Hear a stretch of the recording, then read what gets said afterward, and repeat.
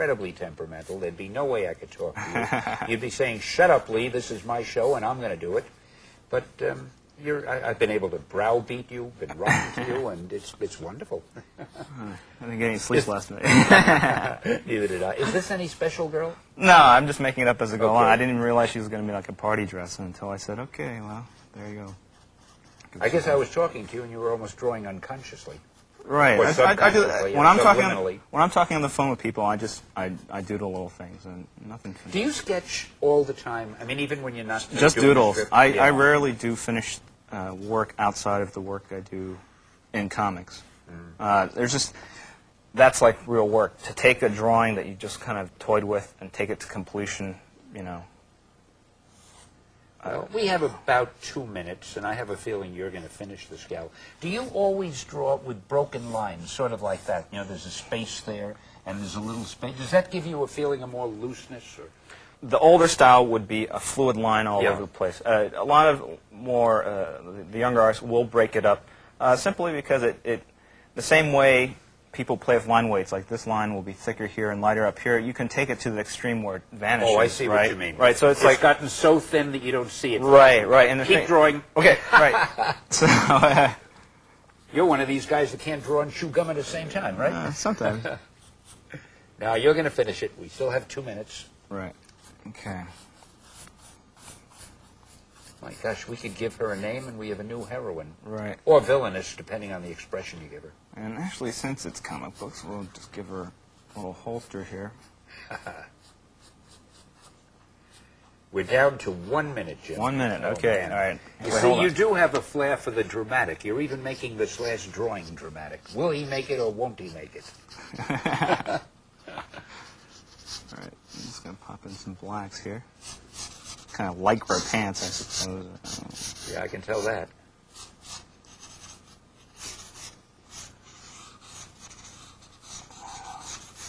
I think you're really enjoying this. You do like to draw, don't you? Oh, yeah. Well, between your psychology and your mime and your drawing and your articulateness, it has been really a pleasure talking to you, Jim. And I hope you've enjoyed it as much as I have. No, definitely. It's been a pleasure. And I've got to tell you that I think you've given concrete evidence why the name of our series is A Visit with the Comic Book Greats. I want to thank you very much for coming. It's been a great pleasure. All right. And I don't know how much more of this you would want to do. I think I'm just going to sign my name or something. Well, stay tuned for Wildcats.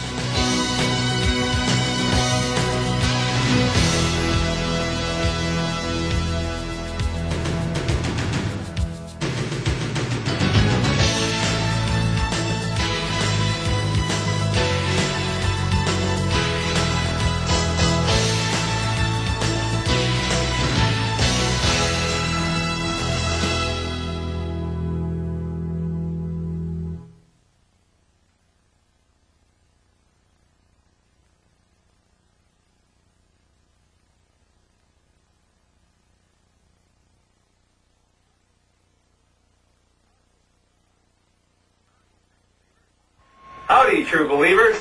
This is Jim Lee here. I'm not normally like this. I've just been hanging around Stan Lee too much. Basically, we're here in Homage Studios. This is my little office. And this is a supplemental addition to the video. And I'm going to talk about my new book coming out called Wildcats, Covert Action Teams. It debuts in late July, early August. Hopefully I'll get it done in time. Let me show you around a little bit, and then I'll show you some of the characters I've got cooking. All right. Anyway, to my left here, I've got my bookshelf, got mail I have to answer, got little toys and junk like that, stack of comic books, calendar, up here on the wall. This is kind of where I plot my stories, and I put it on an erasable board, and then I have someone type it up so that it's legible. This is where I do all the work, the drawing, keep all your supplies, arm's reach, the almighty phone, all the image boys over here. I got a stereo underneath the desk, and the desk just serves to put the organizes the clutter a little bit. Anyway, that's my working office there. This is what we call the pit. It's more the bullpen area of the studio. And over here we have Scott Williams' comfort zone. We've got a TV, a stereo, a black leather sofa. Over here is Wolf Portacio's work area. That's kind of where we eat lunch there in the center. Over in the far right-hand corner is Mark Silvestri's work area. And that little head bopping, that hand there, that's Joe Chido. He does him. 2 out of 3, let's go, come on. Okay, relax, man. This is our ping pong table. This is the way we kind of get a lot of our frustrations and out in even shape. Serve it up, come on.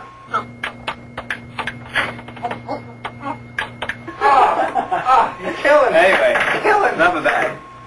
That's pretty much it. Okay, now I want to talk a little bit about Wildcats, covert action teams. They're all depicted here, about 8 alien beings, sort of, some are half alien. Essentially, they're led by this character here, Emp. I got a shot here, the actual comic book page. And he's not upside down, he's just kind of sleeping off a bad hangover in an alleyway. Anyway, I don't get too much into the character, but he starts out as this kind of wandering, kind of wino, homeless person who's basically discovered by, let's see if I can find her, a sort of cosmic lady-in-the-lake character called Void, who basically puts a quest on his shoulders to lead a superpowered beings called the Wildcats against the evil shape-shifting aliens who are trying to just, take over the world. Basically, I'll just go through the characters a little bit. We met Emp and Void already. This is Spartan. He's a bioengineered leader, sort of combat leader of the team. This is Warblade. He's a Korean character that's able to elongate his fingers and other parts of his body, and he's a mean sucker. This big guy with the M on his head is Maul, and he's the big brawny guy of the group. In his arms is Voodoo, the New Age character of the group. Zealot, basically your female Conan the Barbarian, take no prisoners type.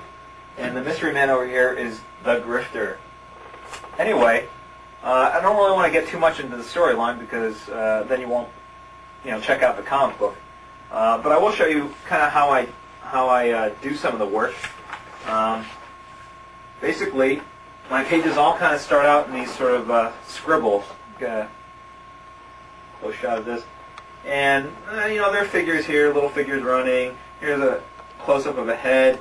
I think this is somebody slashing somebody's head off, or maybe I think that's a car. No, I don't know. It's something. I usually figure it out.